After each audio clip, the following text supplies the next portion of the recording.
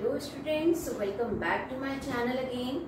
So students, today we are going to learn about assets. Okay, तो भाई होते क्या हैं ये assets? तो अभी तक हमने क्या क्या देख लिया? हमने बिजनेस ट्रांजैक्शंस देख लिए, इवेंट्स देख लिए, ओके, आपका अकाउंट कैसे मेंटेन करते हैं वो देख लिया, आपकी ड्रॉइंग्स, कैपिटल एंड लायबिलिटी। तो अब हम नेक्स्ट टॉपिक पे चल रहे हैं, दैट इज एसेट्स। और ये आपके बहुत ही इंपॉर्टेंट होते हैं। ओके, ये टर्म अपने आप में बहुत इंपॉर्टेंट टर्म है, तो please pay attention. Okay, so let's start. So now anything which is the property of a business. भाई आपको ये तो पता है कि प्रॉपर्टी क्या होती है, ठीक है। आपकी लैंड बिल्डिंग हो गई, आपकी कोई भी फर्नीचर हो गया, आपकी कोई भी मशीनरी हो गई, या कुछ भी आपके कन्वेंस जो भी आपके व्हीकल्स वगैरह आप यूज करते हैं, आपकी कार हो सकती है, आपका मोटर व्हीकल हो सकता है, तो ये सब जो होता है हमारी प्रॉपर्टी ही कहलाती है। ओके, बट हम यहाँ पे किसकी बात कर रहे हैं? प्रॉपर्टी ऑफ अ बिजनेस की बात कर रहे हैं। तो बिजनेस में भी ये सब प्रॉपर्टीज हम लोग यूज करते हैं अपना बिजनेस रन करने के लिए। ओके भाई, हमें अगर हम कहीं भी बिजनेस कर रहे हैं तो क्या होगा, पहले हमें उसके लिए एक लैंड लेनी पड़ेगी जहाँ पे हम उस बिजनेस को रन कर पाए। ओके, अगर आपके पास नहीं है तो आप रेंट पे लेते हैं, पर एसेट वो होती है जो खुद हमारी होती है। ओके, रेंट वाली जो भी होगी वो हमारी एसेट नहीं होती है, वो हमारी रेंट की ही चीज होगी। तो जो भी आपकी जिस पे पोजेशन हो, जिस पे आपकी ओनरशिप हो, वो आपकी प्रॉपर्टी कहलाएगी। ओके, तो यहाँ पे which is the property of a business enterprise, तो आपके बिजनेस एंटरप्राइज के लिए यूज कर रहे हैं आप उस प्रॉपर्टी का। Okay, including the amounts due to it from others. अब इस लाइन का क्या मीनिंग है? देखिए, हम जब किसी भी पर्सन को सेल करते हैं गुड्स, ओके, किस पे करते हैं? क्रेडिट पे। सपोज मैंने एक्स को गुड्स क्रेडिट पे सेल करे, यहाँ पे देखिएगा, एक्स को मैंने गुड्स करे 20,000 के सेल कर दी, तो ये एक्स क्या हो गया? मेरा डेटर बन गया। ओके भाई, जिससे मुझे पैसा अभी नहीं मिला, बट इन फ्यूचर मुझे मालूम है कि मुझे इससे पैसा मिलेगा, because I have sold the goods to X. Okay, मैंने किसको सेल करे? गुड्स एक्स को करे, तो मुझे इन फ्यूचर उसका 20,000 का अमाउंट जो है उससे रिसीव होगा। ठीक है, तो ऐसे कुछ अमाउंट जो कि हमें दूसरों से मिलने वाले हैं, वो भी हमारे एसेट्स ही होते हैं। ओके, या फिर आप इसे ये भी कह सकते हैं कि ऐसे कुछ एसेट्स या आपके जो भी ऐसे अमाउंट्स, ओके, जैसे डेटर्स वगैरह, ये जो हैं, ये जो पर्सन्स होते हैं, ये आपको इन फ्यूचर क्या देने वाले हैं? कैश देने वाले। इनसे आपको क्या रिलीज होने वाला है? कैश रिलीज होने वाला है। ओके, तो ऐसे कुछ बिजनेस के, हमारी कोई भी ऐसी चीज जो कि हमें इन फ्यूचर में बेनिफिट देगी या फिर देगी कैश देगी। ओके, तो मैं यहाँ पे इन्हें हाईलाइट कर रही हूँ, कैश या फिर बेनिफिट मिलेगा आपको इन फ्यूचर उस चीज से, तो वो क्या हो गए? आपके एसेट्स हो गए। ओके, तो इन सिंपल लैंग्वेज हमने ये तो समझ लिया कि एसेट होता क्या है। ओके, अब हम देख लेते हैं इसके कुछ examples. Cash and bank balance, भाई ऑब्वियसली सबसे पहला और सबसे लिक्विड एसेट जो हम अपने जेब में लेकर चलते हैं, ओके, कैश। ओके, वो सबसे बड़ी एसेट है। अगर कैश ही नहीं है तो आप कुछ परचेज भी नहीं कर पाएंगे। ओके, तो कैश, बैंक बैलेंस और आपका स्टॉक मीन्स आपके बिजनेस का जो भी आप गुड्स सेल कर रहे हैं, ओके, तो उसका एक बहुत ह्यूज अमाउंट आप अपने पास रखते हैं। ये थोड़ी ना है कि आप बहुत शॉर्ट अमाउंट में उस चीज को रखेंगे, भाई आप उसका बिजनेस कर रहे हैं। ओके, सपोज आपका फुटवेयर का बिजनेस है, तो आप फुटवेयर के डिफरेंट डिफरेंट वेराइटीज, ओके, बच्चों के, किड्स के, आप मेंस के रखेंगे, ओके, विमेन्स के रखेंगे, तो बहुत सारा एक मार्जिन, मतलब आप एक बहुत ह्यूज अमाउंट में अपना एक स्टॉक मेंटेन करके चलते हैं मार्केट में। तो वो हो गया आपका स्टॉक। फर्नीचर, ओके, ये तो होगा ही obviously. Now machinery, if you are doing any production, भाई अब सपोज आपकी कोई फुटवेयर का ही प्रोडक्शन कर रहे हैं तो उसके लिए आप मशीनरी भी लेंगे। ओके, डेटर्स, ये हमारे बिजनेस में होते ही होते हैं, बिकॉज हर हमारा कस्टमर ऐसा नहीं होगा जो हमें इमीडिएटली कैश पेमेंट करेगा। ओके, तो if he is purchasing goods from us on credit, तो he is becoming our debtor, वो हमारा क्या बन जाता है? डेटर बन जाता है। ओके, और land building, this is the most important thing जिसपे आप अपना बिजनेस रन कर रहे हैं। Okay, now we are going to characteristics. भाई अब ये कैरेक्टर में कैसे होते हैं, ठीक है। तो सबसे पहली बात आप ध्यान रखेंगे कि जो भी रिसोर्सेज होते हैं, मीन्स जो भी आपके एसेट्स होते हैं, ओके, वो कैसे होने चाहिए। एक तो वो वैल्यूएबल होने चाहिए, ठीक है, मतलब उनकी कुछ वैल्यू होनी चाहिए मार्केट में, ओके। ये नहीं कि आपके पास वो एसेट है आपकी नजर में, पर मार्केट में जब आप उसे सेल आउट करने जाए तो उसकी कोई वैल्यू ना हो। No, it should be valuable, okay. Now it must be owned by the business. वो किसका होना चाहिए, बिजनेस के अपनी प्रॉपर्टी होनी चाहिए। रेंट वाली चीजों को हम एसेट नहीं मानेंगे। जो हमारी प्रॉपर्टी हुई, जिसपे हमारा पोजेशन है, okay, only that will be our asset, okay. Now must be acquired. अब एक्वायर्ड का मतलब भी ओन्ड ही होता है, okay, at a measurable money cost. तो मेजरेबल मनी कॉस्ट का मतलब क्या हो गया कि हम उसकी जो भी कॉस्ट है उसको मेजर कर पाए मनी की टर्म्स में। भाई ये तो आपको अकाउंट्स में सबसे इंपॉर्टेंट चीज है कि हर चीज को आपको मनी की टर्म्स में तो मेजर करना आना ही चाहिए। मीन्स आपका कोई ट्रांजैक्शन हो गया या फिर आपका कोई एसेट हो गया, तो it should be measurable at money, it should be measurable money cost, okay. तो वो आपका जो भी है एक्वायर होगा वो मेजरेबल मनी कॉस्ट पे ही आपका एक रिकॉर्डेड भी होगा और आपने उसे ओन भी किया है, तो वो in should be terms of money आप उसको प्रेजेंट कर पाए, okay. I think this is clear. अब हम चलते हैं इसके टाइप्स की तरफ, ओके। भाई अब हमने एसिड्स तो पढ़ लिए, अब मैं यहां से रब कर रही हूं, ध्यान से देखिएगा। इसके कुछ टाइप्स भी होते हैं, ओके, जिन्हें आज हम डिस्क्रिप्शन में पढ़ेंगे, तो आप जरा ध्यान से देखिएगा।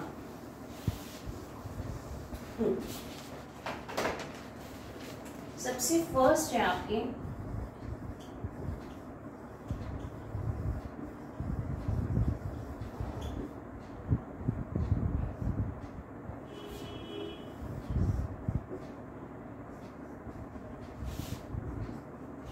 okay, now first is fixed assets,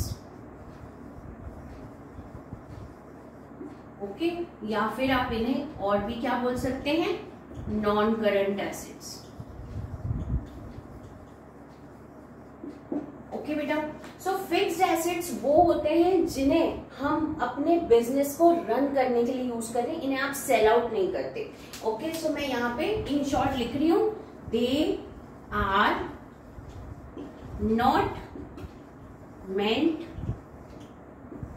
for sale. ये आपकी बिजनेस की कंटिन्यूटी में आपके काम आते हैं। जैसे हो गए आपके लैंड बिल्डिंग, ओके, मशीनरी हो गई, ये आप सेल थोड़ी ना कर रहे हैं, इसका आप बिजनेस नहीं कर रहे, इसका आप क्या कर रहे हैं, अपने बिजनेस को रन करने में यूज कर रहे हैं, ठीक है। तो भाई अब इसके भी 2 पार्ट्स होते हैं, तो अब इसके 2 पार्ट्स कौन से होते हैं ये भी हम देख लेते हैं, ओके। एक तो होता है टेंजिबल। टेंजिबल एसेट्स क्या होते हैं, which can be seen and touch, okay. ऐसे एसेट्स जिनको आप छू पाए, आप देख पाए, ओके, तो वो क्या हो गए आपके टेंजिबल एसेट्स हो गए। जैसे अभी हमने बताया आपको कि लैंड बिल्डिंग हो गई, मैं यहाँ पे शॉर्ट में लिख रही हूँ, ओके, लैंड बिल्डिंग हो गई, आपकी मशीनरी हो गई, इसे आप छू भी सकते हैं और आप देख भी सकते हैं, ओके, और आपका फर्नीचर हो गया। तो ऐसे जो भी एसेट्स हो गए वो क्या हो गए आपके फिक्स्ड एसेट्स हो गए और टेंजिबल एसेट्स हो गए, जिन्हें आप सीन कर सकते हैं, टच कर सकते हैं। अब आते हैं हमारे इनटेंजिबल एसेट्स, ओके, ध्यान से देखिएगा।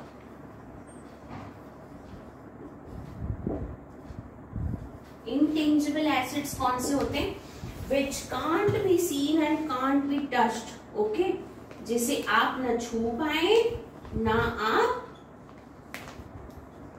देख पाए।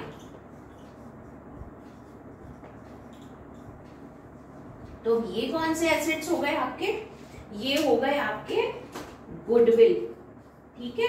गुडविल क्या काम आती है, आपकी बिजनेस की एक रेपुटेशन होती है जो कि कस्टमर को अट्रैक्ट करती है, ठीक है। जैसे अभी सपोज मैं बात करती हूँ आपकी हिमालय कंपनी की, तो भाई उसकी रेपुटेशन इतनी अच्छी है मार्केट में कि हर कोई अपने बेबी के लिए हिमालय की ही वाइप्स यूज करना चाहता है। ओके, हिमालय के ही सारे ऑयल प्रोडक्ट्स क्रीम जो भी आते हैं अवेलेबल होते हैं, तो आप उसी के ऊपर एक रिलाय करते हैं कि हाँ Himalaya is the best company for my child. Okay, so इस तरीके की गुडविल आपकी मार्केट में होती है, तो कस्टमर अपने आप अट्रैक्ट होता है। ओके, अब पेटेंट होता है, ठीक है। पेटेंट अगर आपकी जो भी बिजनेसमैन है उसके पास अगर वो पेटेंट उसने खरीद रखा है तो वो उस चीज का प्रोडक्शन कर सकता है, ठीक है। तो ये आपके प्रोडक्शन वगैरह में काम आता है। पेटेंट भी आप सीन और टच नहीं कर सकते। या फिर हो गया आपका कोई कंप्यूटर सॉफ्टवेयर, ठीक है, जिसे आप खुद ओन कर रहे हैं, बट आपका वो एसेट तो है, बट आप उसको चलो चला सकते हैं, बट आप टच तो नहीं कर सकते। ओके, या फिर हो गए आपकी ट्रेडमार्क, ठीक है। तो इस तरीके के जो भी एसेट्स होंगे वो होंगे intangible assets. Okay, I hope कि आपको ये बहुत अच्छे से क्लियर हो रहा है। यहाँ पे मैं इसे थोड़ा सा हाईलाइट कर देती हूँ, टेंजिबल एंड इनटेंजिबल, ठीक है। नाउ हमारे नेक्स्ट एसेट्स होते हैं current assets. Okay, so current assets क्या होते हैं हमारे,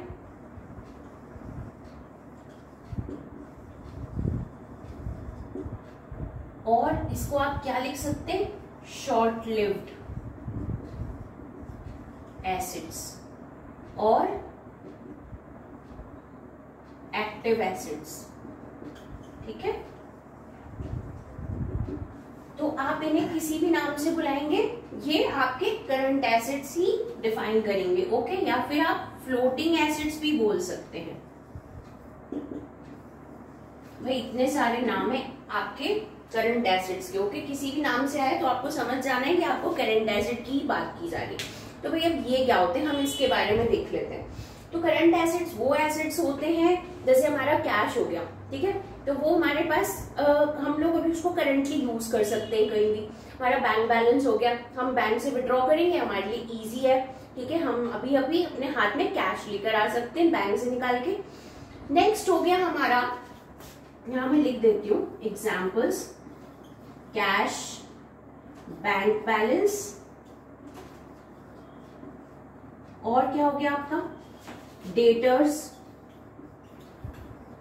डेटर्स अभी मैंने आपको बताया था कि हम कभी भी सेल आउट करते हैं माल कभी भी क्रेडिट पर, तो वो इन फ्यूचर हमें उससे कैश रिलीज होगा, तो वो क्या हो गए हमारे डेटर्स हो गए, ठीक है।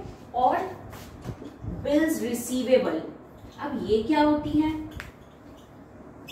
भाई, अब हम एक्स को माल बेच रहे हैं, ठीक है, क्रेडिट पे माल मैंने एक्स को बेच दिया, तो एक्स मेरा क्या हो गया, डेटर हो गया।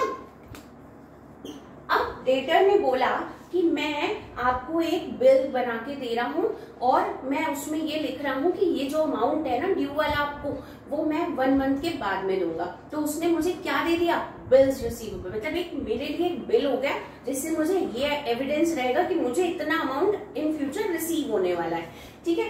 तो डेटर ने क्या दे दिया मुझे, बीआर मीन्स बिल्स रिसीवेबल दे दी, ठीक है। तो ये जो एसेट्स होते हैं इस टाइप के, ये क्या हो गए हमारे आपके करंट एसेट्स हो गए, या फिर हो गया आपका स्टॉक, ठीक है, जो कि अभी सपोज हमारे पास में स्टॉक है और मैं अगर उसको सेल करती हूँ तो मुझे हैंड टू हैंड क्या मिल सकता है, अगर मैं इन कैश सेल कर रही हूँ तो मुझे हैंड टू हैंड पैसा मिल सकता है, उससे मनी रिलीज हो सकती है। तो स्टॉक भी क्या आएगा मेरा, करंट एसेट्स के अंडर में आता है। ओके, तो ये जो है करंट एसेट्स हो गए आपके। आई होप कि आपको यहां तक बहुत अच्छे से क्लियर हो गया। अब हम चलते हैं नेक्स्ट की तरफ, दैट इज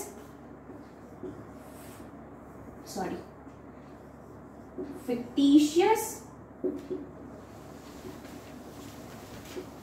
और नॉमिनल एसेट्स। अब इसे आप बहुत ध्यान से देखिएगा, ठीक है। ये होते हैं वो खर्चे, ठीक है, जिन्हें हम आज फ्यूचर में कर रहे हैं। ये हमारे एसेट्स नहीं भी होते, पर हम इसे रिकॉर्ड कहाँ करेंगे, अपनी बैलेंस शीट में करते हैं, ठीक है। तो अब देखिए, ध्यान से देखिएगा कि हम लोग जब बिजनेस स्टार्ट करते हैं, फिक्टिशियस एसेट्स हम लोग अपने कैसे क्रिएट करते हैं। मैंने बिजनेस स्टार्ट करा, अब मैंने उसकी एडवर्टीजमेंट पे पैसा उस पर स्पेंड करा। ओके, मुझे अपना बिजनेस की पब्लिसिटी करनी थी, मैंने क्या करा, एडवर्टीज कर दिया कि भाई मेरा बिजनेस अभी स्टार्ट हुआ है तो मुझे पब्लिसिटी तो चाहिए, ताकि मैं उसकी मार्केटिंग जितनी करूंगी उतना ही मुझे प्रॉफिट होगा। तो मैंने उस पे 1 लाख रुपीस का एडवर्टाइज कर दिया। ठीक है, 1 लाख रुपीस का, कितने लाख का, 1 लाख का। अब इससे मुझे प्रॉफिट हो रहा है। ठीक है, एडवर्टाइज करा मैंने, 1 लाख रुपीस आज खर्च कर दिए। अब मुझे इससे कोई कैश नहीं मिलेगा। ये एसेट की एक बहुत बड़ी कैरेक्टर होती है कि उससे आपको इन फ्यूचर कैश मिले, पर ये मेरा ऐसा खर्च है जिससे मुझे कोई कैश नहीं मिलेगा। बस हाँ, ये मुझे एडवर्टाइजमेंट मैंने कर दिया तो मुझे इन फ्यूचर एक प्रॉफिट जरूर देगा। ठीक है, तो क्या होगा, अब मैंने सपोज मुझे इसका 5 इयर्स तक बेनिफिट हो रहा है। ठीक है, यानी कि 1 लाख में मैंने इसको 20,000 में इसको डिवाइड कर दिया 5 इयर्स तक। अब मैंने बोला कि ये जो खर्चा है ना, ये 1 लाख का जो मैंने एडवर्टाइज करा है ना, ये मुझे 5 इयर्स तक ये प्रॉफिट दे रहा है। ओके, तो मैं इसका 5 इयर्स में इस 1 लाख को डिवाइड कर दूंगी। तो डिवाइड करने पे क्या होगा, 1 लाख को 5 से डिवाइड करेंगे तो क्या आ जाएगा, हर ईयर का कितना एक्सपेंस आ गया आपका, 20,000 आ गया। अब ये जो 20,000 है ये आप अपने प्रॉफिट एंड लॉस अकाउंट में डेबिट कर रहे हैं। ओके भाई, हम सारे खर्चे अपने कहाँ डेबिट करते हैं, प्रॉफिट एंड लॉस अकाउंट में। और जैसे सपोज मैंने अभी जो इस फाइनेंशियल ईयर की बात करी 23-24 की, तो मैं अपना 20,000 जो है प्रॉफिट एंड लॉस अकाउंट के डेबिट में डाल दूंगी, और बाकी के जो 80,000 है वो मैं इससे नेक्स्ट टू नेक्स्ट ईयर में, next to next financial year में P&L अकाउंट के डेबिट बैलेंस में शो करती जाऊंगी। ओके, तो ये अभी जो फर्स्ट ईयर की अगर हम बात करते हैं तो 1 लाख में से 20,000 मैंने प्रॉफिट एंड लॉस अकाउंट के डेबिट बैलेंस में डाल दिया। अब जो मेरा बाकी का 80,000 बच रहा है, okay, that I will show in my asset side. Okay, कि भाई ये जो है मेरे फिक्टिशियस एसेट्स हो गए जो कि मुझे इन फ्यूचर बेनिफिट देंगे, क्योंकि मैंने ये अपनी मार्केटिंग पे खर्च करे हैं पैसे। ओके, तो आई होप कि आपको ये बहुत अच्छे से क्लियर हो गया। जैसे अभी 20,000 का जो है वो हमने कहाँ करा, P&L अकाउंट के डेबिट में कर दिया, और जो 80,000 है that will be my assets. Okay, कौन से एसेट्स हो गए मेरे, फिक्टिशियस एसेट्स हो गए। ओके, तो इतना आपको अगर क्लियर हो गया है तो इसका मतलब है कि आपको फिक्टिशियस एसेट्स बहुत अच्छे से क्लियर हो गया। अब इसका बेटा सबसे बेस्ट एग्जांपल जो होता है ना फिक्टिशियस एसेट्स का, वो एडवर्टाइजमेंट और मार्केटिंग ही होता है। ठीक है, कभी भी आपको किसी को फिक्टिशियस एसेट समझाना है तो आप क्या करेंगे, एडवर्टाइजमेंट एंड मार्केटिंग का एग्जाम्पल दे देंगे। This is the classic example for this fictitious assets. Okay, so I hope this is clear, और आपको सारे टाइप्स भी अच्छे से क्लियर हो गए हैं। तो thank you for watching, and if you have any problem then you can ask me in the comment section. Thank you.